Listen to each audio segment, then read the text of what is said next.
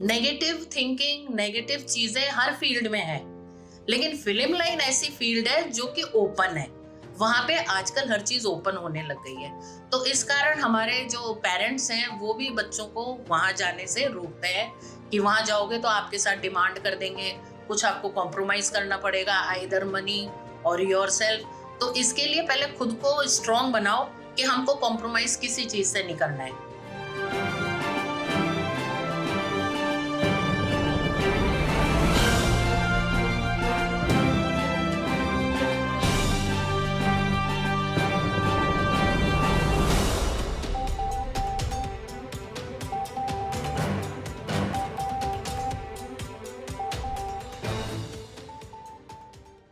नमस्कार दोस्तों, दिल की बात आपसे सब तक। नया एपिसोड, नई शख्सियत और फिर से नई जानकारी। आज हम एक ऐसी शख्सियत से आपको मिलाने जा रहे हैं जो फिल्मी जगत में अपना बहुत ही अच्छा नाम रखती हैं। राजस्थानी सिनेमा में बहुत अच्छा काम किया, मुंबई की फिल्मों में भी उन्होंने काम किया और आज भी उम्र के इस पड़ाव में भी एक्टिव है एक्टिंग के क्षेत्र में। और एज ए फिल्म प्रोड्यूसर उन्होंने कई गाने प्रोड्यूस करे। हनुमान जी के गाने हुए, भोलेनाथ के गाने हुए, 2 शॉर्ट फिल्में उन्होंने बनाई। इसके अलावा कई फिल्मों के लिए और भी प्रयासरत हैं। मैं सबसे पहले स्वागत करना चाहूँगा मीनाक्षी परमार वासवानी जी का। मैम, स्वागत है आपका हमारे इस कार्यक्रम में। बेसिकली एक फिल्मी क्षेत्र में काम करना हर किसी का सपना होता है और हर किसी को लगता है कि वो इस जगत में काम भी करे और अपना नाम भी अचीव करे जी। लेकिन एक फीमेल के लिए कहते हैं कि क्षेत्र सुरक्षित नहीं है और बहुत सारी चैलेंजेस हैं, पारिवारिक भी, सामाजिक भी, आर्थिक भी, बहुत सारी चीज़ें होती हैं। तो मैं सबसे पहले आपसे यही जानना चाहूँगा कि आपने अपने आप को इस क्षेत्र तक कैसे मेंटेन किया? श्योर बंटी मित्तल जी, सबसे पहले आपका हार्दिक स्वागत और होली के इस मौके पे अपने सभी प्रदेशवासियों को मेरी तरफ से होली की बहुत बहुत शुभकामनाएं। एक्टिंग कैरियर की शुरुआत जो मेरी हुई वो मेरे बगावत फिल्म से हुई थी, जिसमें मैंने एज अ चाइल्ड आर्टिस्ट काम किया था। वहाँ से फिर मैं एक्टिंग लाइन में एज अ थिएटर आर्टिस्ट भी रही। थिएटर आर्टिस्ट में 1-2 नाटक भी मैंने निर्देशित किए जो शर्मीली हसीना के नाम से काफ़ी फेमस हुआ था।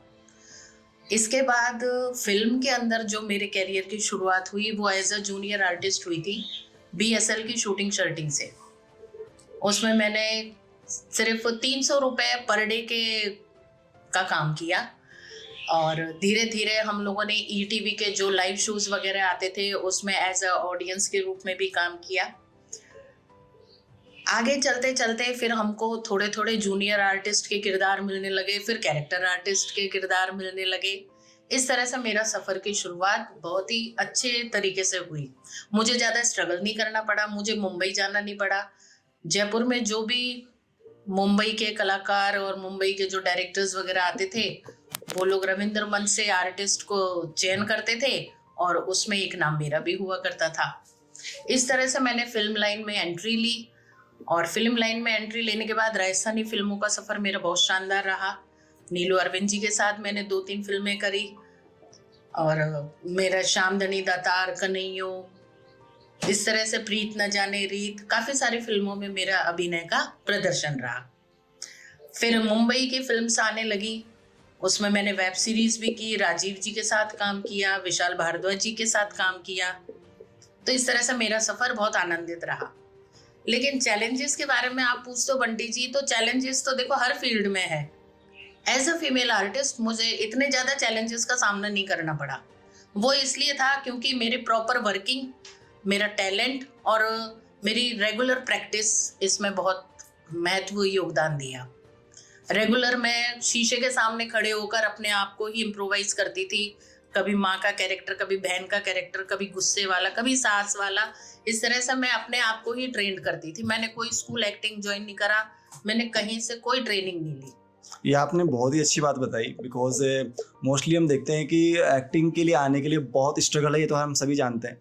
लेकिन सबसे अच्छी बात आपके साथ ये रही कि आपने स्टार्टिंग से ही अपने आप को इम्प्रूव किया, अपने आप पर काम किया, जो बेसिकली हम कर नहीं पाते। हमें लगता है कि एक फिल्म में हमें काम मिल गया, इनफ है, हम स्टार बन गए, उसके बाद हम अपने आप पे ध्यान देते नहीं है। हम बेसिकली कोशिश ये करते हैं कि हमें ज़्यादा से ज़्यादा प्रोजेक्ट्स मिलें, इसी पे हमारा फोकस रहता है। सेल्फ इम्प्रूवमेंट्स को हम भूल जाते हैं, जो कि बहुत ज़्यादा ज़रूरी है। एक और बात जो बेसिकली मेरे दिमाग में आई कि हम फिल्म दुनिया की बात करते हैं। बेसिकली फिल्मी दुनिया के अंदर जैसे कि मैंने स्टार्टिंग में आपसे सवाल भी पूछा कि फीमेल्स के लिए बहुत चैलेंजिंग है ना। बहुत सारे रोल्स ऐसे होते हैं जो उनको लगता है कि यार हम नहीं कर पाएंगे, लेकिन फिल्म की स्क्रिप्ट की डिमांड की वजह से, डायरेक्टर की डिमांड की वजह से आपको वो करने होते हैं। बिल्कुल और वो कहीं ना कहीं आपके लाइफ में आपको चैलेंज भी होता है आपके लिए, जी। बिकॉज हम फिजिकली तो फिर भी तैयार हो जाते हैं, लेकिन मेंटली तैयार होना अपने आप में बहुत बड़ा चैलेंज होता है जी। कि यार पता नहीं इस रोल को करने के बाद पब्लिक क्या सोचेगी, घर वाले क्या सोचेंगे, और अब पता नहीं स्क्रीन पे हम कैसे दिखेंगे। तो बहुत सारे चैलेंजेज है। तो कभी आपके सामने कुछ इस तरह के चैलेंजेस आए जो आपको लगा कि यार पता नहीं ये रोल मुझसे होगा कि नहीं होगा, या पता नहीं मैं कर पाऊंगी या नहीं कर पाऊंगी इसको? जरूर, बिल्कुल आए बंटी जी। विशाल भारद्वाज जी की फिल्म है पटाखा। उसके अंदर मैंने सुनील ग्रोवर जी के साथ एक रोल किया। उसमें रोल ये था कि वो थोड़ी सी वल्गर लैंग्वेज का इस्तेमाल करते हैं और उनको मेरे को एक चांटा देना होता है। मैं खरीदना कुछ और चाह रही होती हूँ और वो किसी और चीज को लेके मेरे पे वल्गर कमेंट करते हैं। तो इतने बड़े आर्टिस्ट सुनील ग्रोवर जी, कपिल शर्मा शो के गुत्थी जी, तो मेरे को बड़ा हेजिटेशन हो रहा था कि मैं कैसे कर पाऊंगी। लेकिन विशाल भारद्वाज जी का इतना शानदार निर्देशन था कि मतलब उन्होंने सिर्फ ये बोला कि मैडम आपको ये नहीं देखना कि ये सुनील ग्रोवर बैठा है, आपको ये देखना है कि गांव का लड़का है, पागल है, इसको हमेशा डबल मीनिंग करने की आदत है, वो आपको पसंद नहीं आएगी और आपको ये कस के झापड़ देना है। वो मेरे लिए काफी चैलेंजिंग था। तो वो सीन हुआ, शानदार हुआ, मस्त। एक ही टेक के अंदर एक झापड़ दिया और सुनील ग्रोवर जी खुद ही बोले इतनी जोर से मारने की क्या जरूरत। और वो इतना अच्छा सीन हुआ कि आज भी कॉमेडी रील्स के अंदर वो सीन पहले देखा जाता है। तो वो मेरा बहुत मेमोरेबल मोमेंट था, बहुत अच्छा। ये मतलब कहते हैं फिल्मिंग में काम करते करते हमें हंसी खुशी भी मिलती है, मजाक भी मिलता है, नो डाउट घर चलाने के लिए पैसा तो मिलता ही है, लेकिन हम पर्सनली बहुत खुश होते हैं, अपने आप को एंजॉय भी करते हैं, जो कि लाइफ का बहुत जरूरी पार्ट है कि हम अपने आप को खुश रख सकें। बस और मुझे लगता है फिल्मी दुनिया एक इसका बहुत अच्छा आधार है, बिकॉज हम शुरू से ही भगवान के गाने सुनते हैं। वो भी कोई बनाता ही है, कोई लिखता ही है, कोई गाता ही है, कोई सिंगर होता है, कोई राइटर होता है। बहुत सारी चीज़ें, जैसे हम रील की बात करें, आज आपके मुंह से रील शब्द निकला, तो रील आज के टाइम पे ट्रेंड में कैसे आया, हम उसको देख कैसे पा रहे हैं? कोई ना कोई तो उसमें एक्ट कर ही रहा है, कोई ना कोई तो उसको बना ही रहा है। आप अकेले व्यक्ति से तो बनेगी नहीं, उसमें बहुत से लोग होते हैं। एडिटर हो गया, राइटर हो गया, आपका कैमरामैन हो गया, बहुत सारी चीज़ें हैं जो जिस पे हमें काम करना होता है बेसिकली। और एक बात और मैम कि बेसिकली फिल्म का जैसे बात है, आपने भी 2 फिल्में बनाई और काफ़ी अच्छी, मतलब लोगों ने सराहा आपकी फिल्मों को, माँ बापू और राइट डायरेक्शन, रिटायरमेंट जो फिल्म आपकी थी, और मतलब काफ़ी अच्छे कलाकारों ने आपको सपोर्ट किया। लेकिन जब वो फिल्म आप बना रहे थे as a film maker, as a film producer, तो उस समय ऑब्वियसली बात जिम्मेदारियां हैं और कहीं ना कहीं अंदर बहुत सारी चीज़ें चल रही होती है जो हर कोई नहीं समझ पाता। तो मैं वो वाकया भी आपसे जानना चाहूँगा कि आपके मन में कैसे वो विचार आया कि यार मुझे एज ए फिल्म प्रोड्यूसर आना चाहिए और एक फिल्म को प्रोड्यूस करना है मुझे, जो आपको मन में फील आया वो मैं चाहूँगा आप शेयर जरूर करें। जरूर बंटी जी। फिल्म माँ बापू का कंसेप्ट मेरे पास आप ही लेकर आए थे। ठीक, वो स्टोरी मेरे को इतनी पसंद आई कि मैंने सोचा कि चलो इस पे अपन एक शॉर्ट मूवी बना लेते हैं। हालांकि फैमिली बैकग्राउंड जो मेरा है वो बिजनेस क्लास का है, तो उनको ये लाइन एकदम पसंद नहीं है। सबसे पहले तो उनको कन्विंस करना पड़ा, क्योंकि कहीं ना कहीं हर आर्टिस्ट के पीछे कुछ ना कुछ नेगेटिव पॉइंट्स होते ही हैं जो उनको डाउन करने में लगे रहते हैं। फिर भी मैंने अपनी फैमिली को थोड़ा कन्विंस किया, उनका सपोर्ट से मैंने ये फिल्म का निर्देशन भी किया और बहुत अच्छा लगा। इतने अच्छे कलाकारों ने मेरा साथ दिया। संतोष जी थी, राजकुमार जी, RD भाटी जी, अपने नीरज शर्मा जी, इनका बहुत अच्छा योगदान रहा। साथ ही साथ जो हमारे आउट स्टेशन जो जो हमारी आउटडोर शूटिंग्स थी, उनके लिए भी उन सभी का धन्यवाद करना चाहती हूँ। चावला पेट हॉस्पिटल का, सेंटा किड्स स्कूल का, जिन्होंने हमको काफ़ी उसमें हेल्प करी। तो ये भी एक चैलेंजिंग पार्ट था मेरे लिए as a first time producer होने का। लेकिन क्योंकि कलाकार इतने मंजे हुए थे, अच्छे थे, तो उनके सहयोग से मेरा काम बिल्कुल इजी हो गया और हमने hardly within a week वो फिल्म का निर्माण किया। इसके लिए मैं इसकी राइटर जो पलक गुप्ता जी हैं उनका भी बहुत बहुत धन्यवाद करना चाहती हूँ कि उन्होंने इतने अच्छे कंसेप्ट को इस फिल्म के माध्यम से उतारा। और वाकई में ये फिल्म सबको पसंद आई कि एक माँ बाप जो होते हैं वो जिंदा रहते हुए जितनी बच्चों की केयर करते हैं, मरने के बाद भी उनकी वो ड्यूटीज रेगुलर रहती है। सेकेंड मूवी जो रिटायरमेंट थी, ये एक ट्रू स्टोरी पर बेस्ड मूवी थी। ये ट्रू स्टोरी मेरे हस्बैंड ने मुझे बताई थी, और फिर मैंने सोचा अंदर ही अंदर कि क्यों ना इसको भी एक बार फिल्मांकन कर लिया जाए। तो इसमें मैंने बंटी जी से बात करी, आपसे ही बात करी थी, आपने इसको अच्छी तरीके से स्क्रिप्ट राइटिंग करी, तो ये फिल्म भी काफ़ी सराही गई। मेरा यही था कि कुछ ना कुछ सोशल चीज़ों को लेके अगर अपन पब्लिक के सामने लाएंगे तो कहीं ना कहीं वो उनके सामाजिक तौर पे भी उन पे इफेक्ट करेगी, और हो सकता है उनके लिए कुछ अच्छे रास्ते खोल दे। हमेशा हर चीज़ नेगेटिव नहीं सिखाती, बहुत सारी पॉजिटिव चीज़ें भी सिखाती। ये आपने बहुत अच्छी बात बताई मैम कि समाज को लेकर अगर हम काम करते हैं तो डेफिनेटली आज नहीं तो कल उसका फल जरूर मिलता है। कुछ अच्छी चीज़ों में समय जरूर लगता है। और एक बात और मैम, बेसिकली फीमेल्स के लिए, जैसे मैं स्टार्टिंग से आपका सवाल भी मैंने पूछा कि जो बहुत सारी गर्ल्स हैं या कॉलेज गोइंग स्टूडेंट्स हैं, स्कूल गोइंग बच्चियाँ हैं, वो भी कहीं ना कहीं शुरू से एक्टिव रहती हैं। आजकल तो बहुत सारे प्लेटफॉर्म्स अवेलेबल हो गए हैं और यूट्यूब, सोशल मीडिया तो भंडार है अपने आप में, लेकिन एक उचित प्लेटफॉर्म उनको मिलना एक्टिंग के लिए, मॉडलिंग के लिए, डांस के लिए, सिंगिंग के लिए, ये टेक्निकली भी अगर वो कैमरे के पीछे भी काम करना चाहें, तो अगर वो आना चाहें तो मतलब उनको क्या गाइडेंस देना चाहेंगे कि किस तरह से वो अपने आप पे काम करें और आगे बढ़ें इस क्षेत्र में?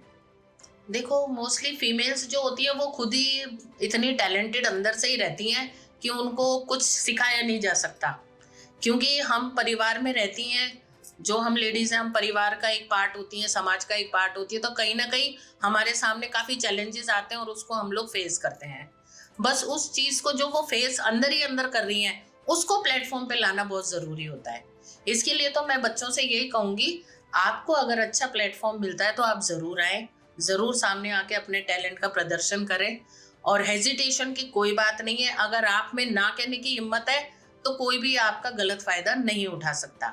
सबसे पहले खुद को अंदर से डिटरमिन करना है कि मुझे इस फील्ड में कूदना है, आइदर फिल्म इंडस्ट्री हो या कोई भी बिजनेस इंडस्ट्री, कुछ भी हो सकता है, क्योंकि हर चीज ही, सबसे मेन बात यह है बंटी जी, नेगेटिव थिंकिंग, नेगेटिव चीजें हर फील्ड में है, लेकिन फिल्म लाइन ऐसी फील्ड है जो कि ओपन है, वहां पे आजकल हर चीज ओपन होने लग गई है। तो इस कारण हमारे जो पेरेंट्स हैं वो भी बच्चों को वहां जाने से रोकते हैं कि वहां जाओगे तो आपके साथ डिमांड कर देंगे, कुछ आपको कॉम्प्रोमाइज करना पड़ेगा, आइदर मनी और योरसेल्फ। तो इसके लिए पहले खुद को स्ट्रांग बनाओ कि हमको कॉम्प्रोमाइज किसी चीज से नहीं करना है। मनी मैटर है, अगर मेरा फैमिली बैकग्राउंड अच्छा है, मैं मनी दे के अगर काम ले सकती हूँ तो हमको आगे बढ़ना चाहिए। अदरवाइज खुद से कभी कॉम्प्रो नहीं करना चाहिए, हमेशा अपने टैलेंट से कॉम्प्रो करो। मेरा टैलेंट अच्छा है तो सामने वाला तो अपने आप बुलाएगा ही बुलाएगा। तो this is my main preaching कि हमेशा अपने टैलेंट पे विश्वास रखो, न कि किसी की डिमांड को। एक बात और मैम, जैसे आपने एक बात शेयर करी कि आपने सेल्फ इम्प्रूवमेंट पे काम किया, मतलब अपने आप को तैयार किया एक्टिंग के लिए और ऑडिशंस देती रही, आगे बढ़ती रही। अभी जैसे पहले इतना प्लेटफॉर्म नहीं थे, जैसे आप रविंद्र मंच पे, तो रविंद्र मंच पे तो ऑब्वियसली बात है एक्टिंग के लिए बहुत बड़े बड़े महारथी बैठे हैं जो आपको ट्रेन करते रहते हैं।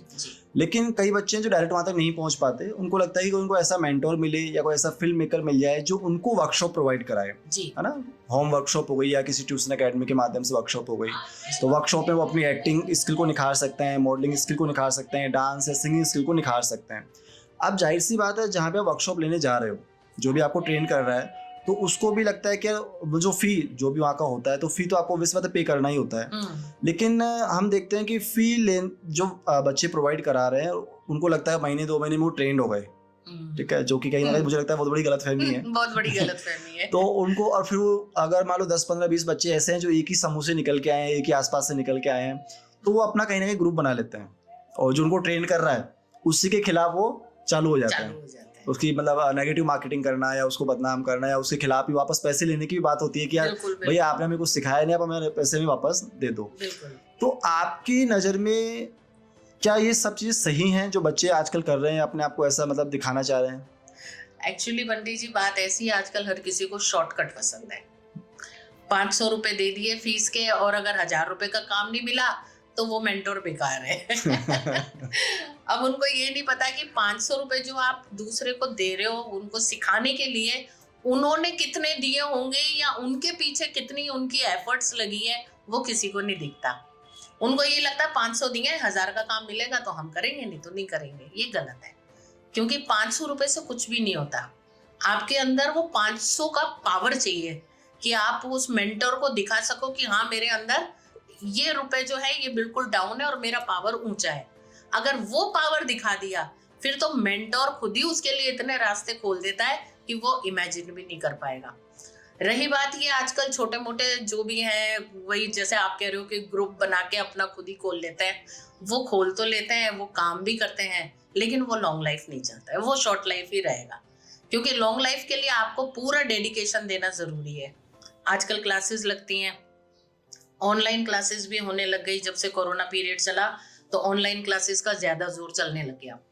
तो ऑनलाइन क्लासेस आप अटेंड कर सकते हो, बहुत सारे मेंटर्स हैं, आप उनके साथ जुड़ो, ऑनलाइन आप पेमेंट करो, ऑनलाइन आप सीखो और आपको काम मिलेगा, ये डेफिनेट है। क्योंकि कोई भी मेंटोर हो, चाहे मैं हूँ, चाहे आप हो, चाहे कोई भी हो, वो ये नहीं चाहेगा कि हम अगले से अगर फीस ले रहे हैं तो सिर्फ हम अपना ही पेट भर रहे हैं या अपनी जेब भर रहे हैं। हमको ये भी पता है कि सामने वाले में टैलेंट है तो इस बंदे को हम दूसरे के पास भेज सकते हैं। तो ये इसको थोड़ा सा इम्प्रोवाइज करना जरूरी है। ग्रुप बनाने से कोई भी मेंटोर नहीं बनता है, मेंटोर बनता है अपनी मेंटल थिंकिंग से और अपने एफर्ट से। ये बहुत बड़ी बात कही आपने कि मेंटोर बनता है अपनी मेंटल थिंकिंग से और बेसिक एफर्ट से। बेसिकली बिना एफर्ट के कुछ ही नहीं होता। जो आपने कहा कि शॉर्ट टाइम में आप लोग सिमट जाते हैं, छोटा सा ग्रुप बना लिया, साल 2 साल आपने काम किया, हाइप ले ली, लाइक्स ले लिए, फॉलोअर्स पैदा कर लिए, लेकिन कब तक? और वो सबसे बड़ी बात, आपका परिवार नहीं चला सकते, नहीं चला सकते। एंड ऑफ द डे आपको अपना परिवार ही चलाना है और उसके लिए परिवार के लिए पैसा चाहिए, मेहनत चाहिए, डेडिकेशन चाहिए। परिवार फॉलोअर से लाइक से नहीं चलता, नहीं चलता, उससे पेट नहीं भरता किसी का भी ना। माँ बाप भी आपको एक लिमिट तक ही सपोर्ट करेंगे, उसके बाद आपको उनको दिखाना पड़ेगा। अगर आप इस इंडस्ट्री में हैं और आपको लगता है कि आप में आपके एफर्ट्स इस लायक हैं कि कोई मेंटोर आपको सपोर्ट कर रहा है और आप डेडिकेशन से काम कर रहे हैं, तो डेफिनेटली आप आगे बढ़ेंगे और 2 पैसे भी कमाएंगे, तो खुद भी खुश रहेंगे और परिवार को और सबको खुश रखेंगे।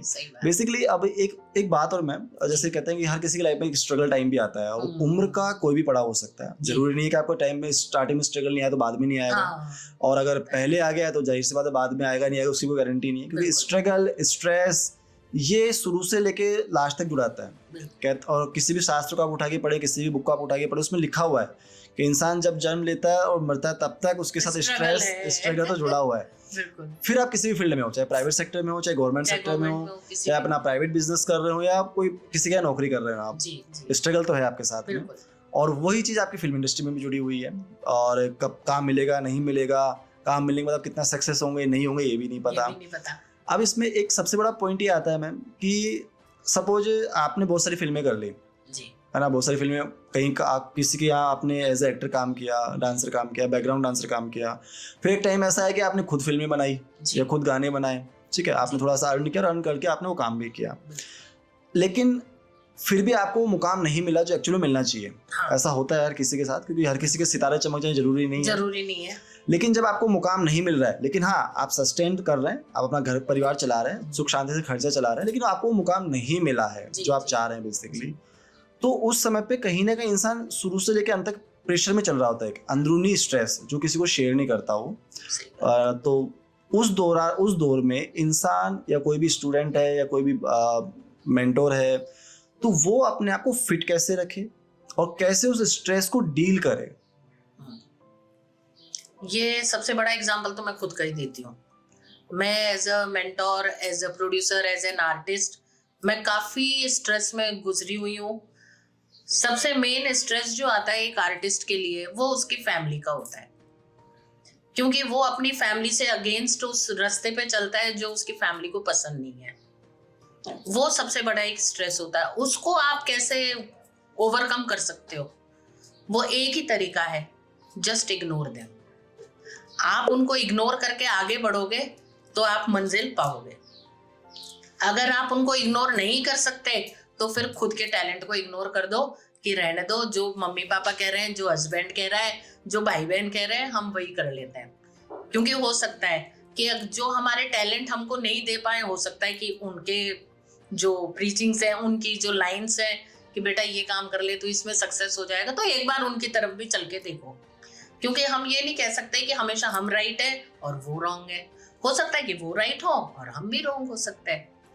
तो हमको स्ट्रेस से ओवरकम करने के लिए सबसे पहले तो मेडिटेशन, योगा और अपने ऊपर वर्क, जितना हम अपने आप को अंदर से इम्प्रोवाइजेशन करेंगे, हम अपने आप को विल पावर को अपन को स्ट्रांग बनाना है, सबसे मेन पॉइंट है ये। विल पावर स्ट्रांग है तो हो सकता है हम कहीं ना कहीं एज एन एक्ट्रेस मशहूर हो जाएं, कहीं ना कहीं एज अ प्रोड्यूसर मशहूर हो जाएं, कहीं ना कहीं हम एज अ मेंटोर भी मशहूर हो सकते हैं। लेकिन जब तक विल पावर कमजोर रहेगा ना, तो चाहे आप सुभाष घई भी बन जाओ, लेकिन वो उसको अंदर से खुशी, अंदर से सुकून नहीं मिलेगा। ये मेरा कहना है। मतलब वो स्ट्रेस कहीं ना कहीं आपके साथ बना रहेगा और वो जीवन बिल्कुल। भर रहेगा। तो सबसे बड़ा पॉइंट तो यही है कि आप अपने आप पे काम करें, अपने आप को मजबूत बनाएं, अपने आप को स्ट्रांग बनाएं, मेंटली और फिजिकली भी। Physically। बिकॉज अगर आप स्वस्थ हैं शारीरिक रूप से, मानसिक रूप से, तो कहीं ना कहीं आपको सफलता मिलेगी मिलेगी। और खुशी आपको अपने आप मिलेगी। और जब फैमिली खुश होती है ना, तो उससे बड़ी कोई सफलता नहीं है। ये सबसे बड़ी सफलता हमारी फैमिली है, जो हमको आगे बढ़ते हुए देखकर खुश होती है। ये सबसे बड़ा पॉइंट है। ये सबसे बड़ा पॉइंट है। बेसिक एक बात और मैम, जाते जाते, जैसे कि हमारा उसूल भी है कि हमारे कार्यक्रम में जो गेस्ट होते हैं वो हमारे समाज के लिए, सोसाइटी के लिए, परिवार के लिए और राष्ट्र के लिए अच्छा सा मैसेज डेडिकेट करते हैं। तो मैं चाहूँगा इस फिल्मी दुनिया में जो आपका अनुभव रहा और जो आपका उम्र के इस पड़ाव में जो अनुभव है, उसको भी आप शेयर करते हुए एक प्यारा सा मैसेज हमारे उस यंगस्टर्स को डेडिकेट जरूर करें जो कहीं ना कहीं स्ट्रेस को आज फील कर रहे हैं। बिल्कुल बंटी जी, मैं अपने सारे बच्चों से यही कहना चाहूंगी कि बच्चों, जो भी काम आप कर रहे हो उसमें हमेशा पॉजिटिव पॉइंट्स ढूंढो, कभी नेगेटिव रास्ते पे मत चलना, शॉर्टकट कभी मत अपनाना, क्योंकि अगर हमको आगे बढ़ना है तो हमें चलना ही पड़ेगा। हम सोचे बस में चढ़ के फटाफट पहुंच जाएंगे, ऐसा नहीं होगा, क्योंकि बस हो सकता है कि आपको एक स्टॉपेज या तो पहले छोड़ देगी या तो बाद में छोड़ देगी, क्योंकि आपको मंजिल का पता ही नहीं है। तो समाज को भी मैं यही कहना चाहूंगी कि बी अ स्ट्रॉन्ग समाज। अगर हमारा समाज स्ट्रॉन्ग रहेगा तो हम अपने बच्चों को उन्नति करते हुए देख सकेंगे। हमेशा उनमें नेगेटिव पॉइंट्स मत ढूंढो, क्योंकि आजकल मैं इतने केसेस देख रही हूँ बंटी कि 12 साल की बच्ची वो स्ट्रेस में आके अपने आप को फंदे से झुला दिया उसने।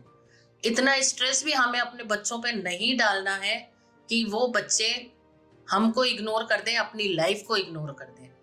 हमें उनको प्यार से संभालना है, हमें उनको अच्छी तरह से मोटिवेट करना है, और इसका जिम्मा जो है हमारे सारे इंस्टीट्यूट वालों को जाता है।